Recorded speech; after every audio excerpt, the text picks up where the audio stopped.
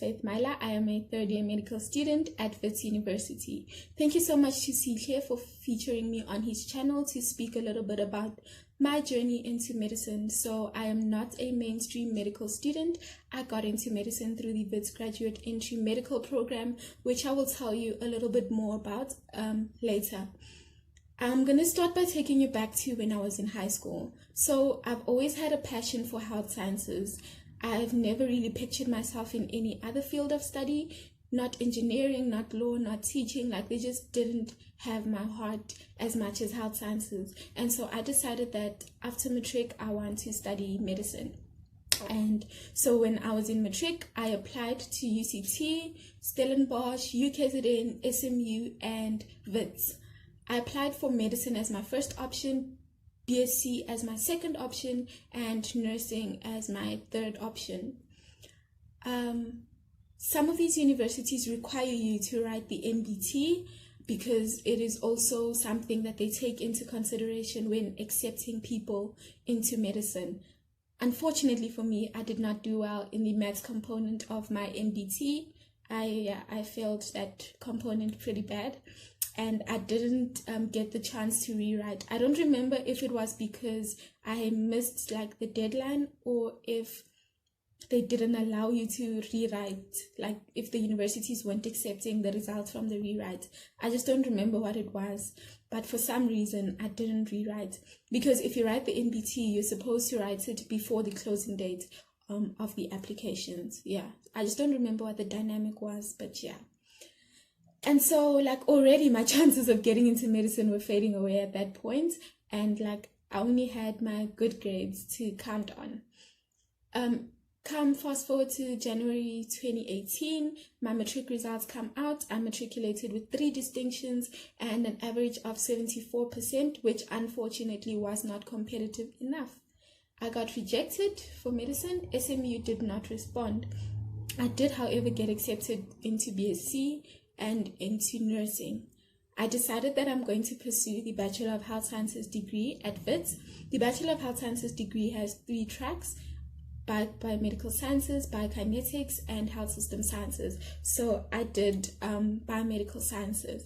And so what Wits does is that in first year, the medical students and all the Bachelor of Health Sciences students do the same module. So you're in the same class for first year.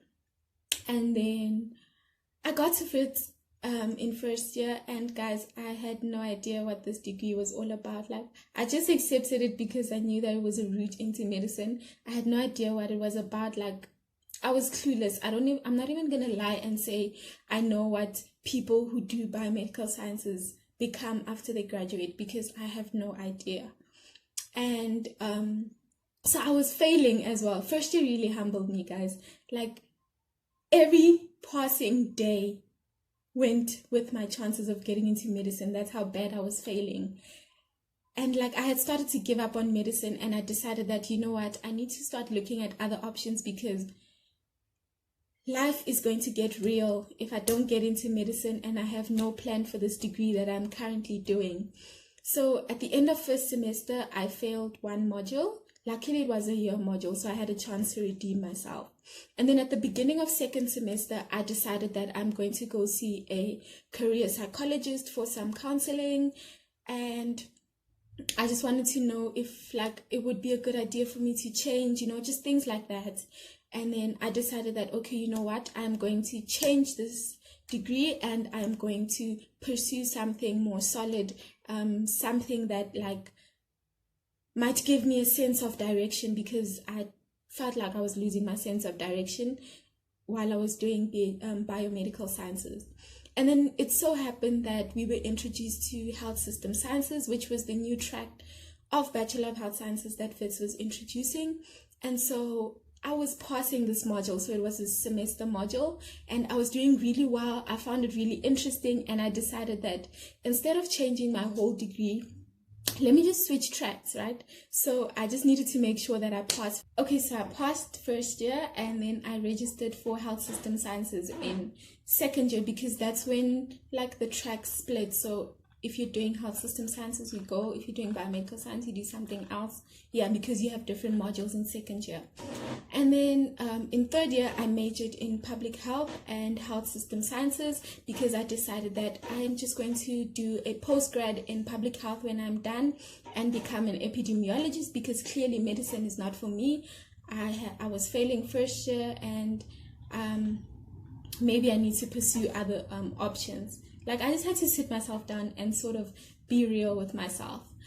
So anyway, let's speak a little bit about the WAPT. So what happens with the WAPT is the Wits additional placement test, which is a requirement for the graduate entry medical program, right? So in order to qualify to write the WAPT, you would need to have completed a university degree or a BTech degree, and then you apply in the final year of that degree to study medicine the next year. You also need 50% in biology, physics, and chemistry at a first year level. I think you just need to do a half-year course. Yeah, you don't need to do the whole year. And then you also need 60% in your matric math mark, or 50% in a full-year mathematics course at university level. You also need 60% for matric English home language or first additional language, and if not, you need 50% for a university level full-year English course. You don't need to write the NBT for the graduate entry medical program, and if you don't have like any of these requirements, you can do them at any other South African university that offers them for non-degree purposes. You can also do it through Wits Plus. So let's speak about the WAPT. So in the WAPT has three components. You've got anatomy, molecular medicine, and physiology. And in order to pass the WAPT, you need to get 50% in all three of these components. So the WAPT is a pass or fail only test. So it doesn't matter if you got an 80 or 50. You just need a 50. That's it. And then I think it's only for Wits students, but you can, I'm not too sure, but you can qualify for exemption from the WAPT if you have done second year anatomy, physiology, and molecular medicine, which I did. And so I was exempted from some of those components. And then you also need, in your last 2 years of study, to have obtained an average of at least 60%. That's the minimum requirement, but to be honest, it's not competitive enough. You need at least about a 75 or an 80 to have a guaranteed chance of getting in. But that changes every year, like depending on the results of the applicants, but mostly it's in that range. Also, your WAPT results are valid for about 2 years, so you don't need to rewrite the WAPT every year. So with the WAPT, you do get extra points for completing a postgraduate degree. So for example, if you have an honors degree, they're going to look at your honors mark and your third year mark. And then they'll take the average of those 2 years, and you'll also get a bonus point for having completed your honors. That's just how it works generally. Yeah, so I think that's it about the WAPT and getting into Gemp. So passing the WAPT is only the first step. The second process, they put you guys in order of marks, and there's a limited number of spaces every year. So the cutoff for each year would depend on the marks of all the applicants. Okay, so anyway, as I was saying, I did plan on pursuing a postgraduate degree in public health, and I did apply to medicine as well because, like, my parents still wanted me to do medicine, you know, and even I still wanted to do medicine, but I had also started looking at other interests just in case, you know, so that I have something to fall back on. And so I worked hard because getting into honors is also really competitive. So my main focus was getting into honors, right? So I worked really hard, and I had already received my provisional acceptances for honors by the time I had gone to write my final exams. And then in mid-December, I got accepted into honors. And so I stopped checking my portal because I was like, okay, yay, I got into honors, I'm going to do honors. And like for a moment, I forgot about medicine. And then late in December, I think it was around the 22nd.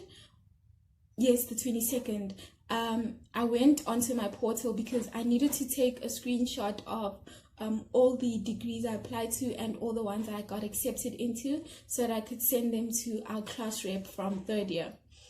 And so as I got onto my portal, I saw that I had been made an offer for medicine. And what Wits does is they send you the offer before they send you your email.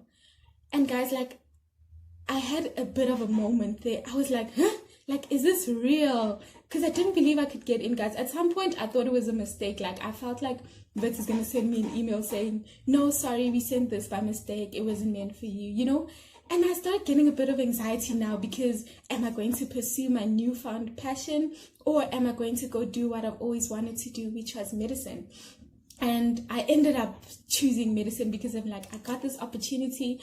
I'm not letting it go. And that's what happened. And imposter syndrome is very real, guys. I think that's part of the reason why I had like a lot of anxiety. It's because, you know, I didn't think I was good enough for medicine. Like, I knew I wanted to do medicine, but a part of me doubted it.